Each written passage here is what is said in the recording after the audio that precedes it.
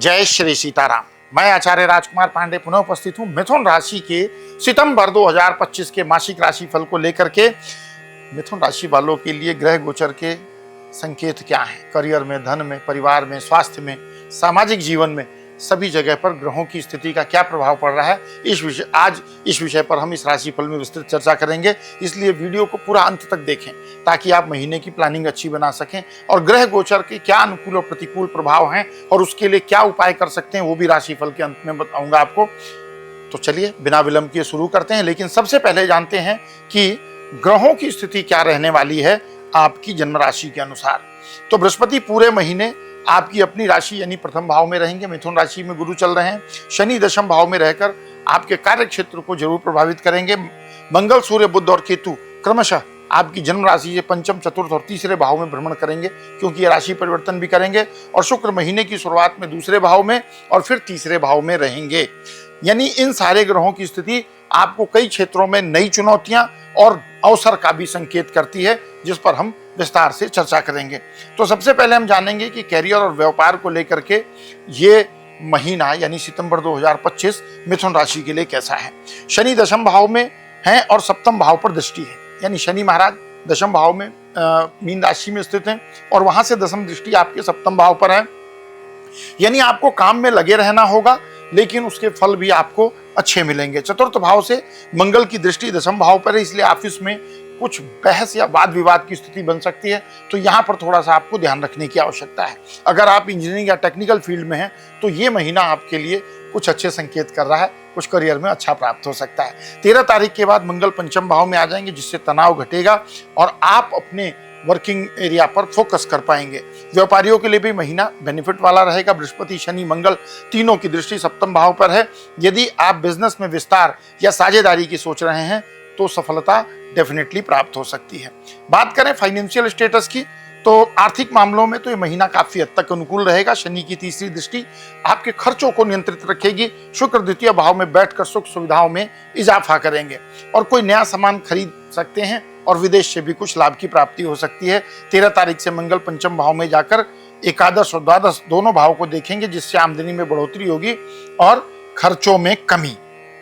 Health की बात करें तो स्वास्थ्य के लिए महीना हल्के उतार चढ़ाव से भरा रह सकता है। 13 तारीख के बाद जब मंगल पंचम भाव में, सूर्य बुध चतुर्थ भाव में आएंगे और शनि की दृष्टि उन पर पड़ेगी, तो आपको थोड़ा सा मानसिक तनाव हो सकता है, जहां पर आपको अपने आप को बचा के रखना होगा। अत्यधिक थकावट और टेंशन से थोड़ी सी दूरी बनाकर रखना है, अगर आप अच्छा स्वास्थ्य एंजॉय करना चाहते हैं तो। बात करें प्रेम और वैवाहिक जीवन की, तो शुक्र द्वितीय भाव में, यानी आप अपने प्रिय को घर वालों से मिलवा सकते हैं। अगर आप किसी के साथ रिलेशनशिप में हैं तो हो सकता है इस महीने आप उनको अपने घर वालों से मिलवाएं और रिश्ते की बात आगे भी बढ़ सकती है। हालांकि 13 तारीख के बाद जब मंगल पंचम भाव में आएंगे तो कुछ तनाव या गलतफहमियां भी हो सकती हैं, इसलिए इस समय शब्दों का चयन सोच समझकर करना होगा। वैवाहिक जातकों के लिए समय शुरू में थोड़ा संवेदनशील रहेगा। मंगल शनि दोनों की दृष्टि सप्तम भाव पर है, लेकिन बृहस्पति की दृष्टि विवाह भाव को संभाल लेगी और रिश्ते की अहमियत को भी अनुभव करवाएगी। पारिवारिक जीवन की बात करें तो शुक्र द्वितीय भाव में शुभता लेकर आ रहे हैं। घर में कोई आयोजन यानी कोई फंक्शन हो सकता है, लेकिन मंगल शनि की दृष्टि और चतुर्थ भाव के स्वामी बुध का तीसरे भाव में अपने से द्वादश होना कभी कभी विरोधाभास या टकराव की स्थिति भी उत्पन्न कर सकता है। खासकर पिता पुत्र के बीच वैचारिक मतभेद की स्थिति उत्पन्न हो सकती है, जिन्हें बृहस्पति की कृपा से और आप अपनी सूझबूझ से दूर भी कर सकते हैं। भाई बहनों से रिश्ते मजबूत होंगे, उनकी मदद करें, आपको भी सहायता प्राप्त होगी। तो ये तो था मिथुन राशि के लिए ग्रह गोचर और जीवन के विभिन्न क्षेत्रों पर पड़ रहे प्रभाव की चर्चा। अब कुछ प्रभाव अनुकूल है तो कुछ प्रतिकूल भी हैं। प्रतिकूल प्रभाव को नियंत्रित करने के लिए कुछ टाइम टेस्टेड रेमेडीज आपको शेयर कर रहा हूं, जो सितंबर महीने के ग्रह गोचर की स्थिति के अनुसार आप कर सकते हैं। अगर संभव हो सके तो गुरुवार को केले के पेड़ पर चने की दाल अर्पित करें, गौ माता की सेवा करें। अगर हो सके तो रोजाना एक रोटी अगर जो देते हैं तो आपको अच्छा बेनिफिट मिलेगा। शुक्र के बीज मंत्र का नियमित रूप से कम 108 बार जाप करें और मंगलवार को अगर संभव हो सके तो किसी रोगी व्यक्ति को अनार दान करें। एक विशेष उपाय, हर बुधवार को हरी मूंग की दाल का दान करें, इससे बुध ग्रह प्रसन्न होंगे, आपकी कम्युनिकेशन स्किल इंप्रूव होगी और मानसिक स्पष्टता भी निखर करके आएगी। तो ये ऐसे कुछ उपाय थे जिनको आप यूटिलाइज करके अच्छे रिजल्ट प्राप्त कर सकते हैं। तो ये था मिथुन राशि के लिए सितंबर 2025 का मासिक राशिफल।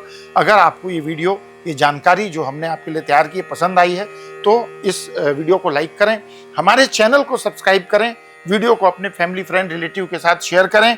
ऐसे ही रोचक राशिफल के साथ जो विश्लेषण पर आधारित हैं, इनको लेकर अगले महीने फिर मैं आपसे मिलूंगा। तब तक के लिए विदा। प्रेम से कहिए जय श्री सीताराम।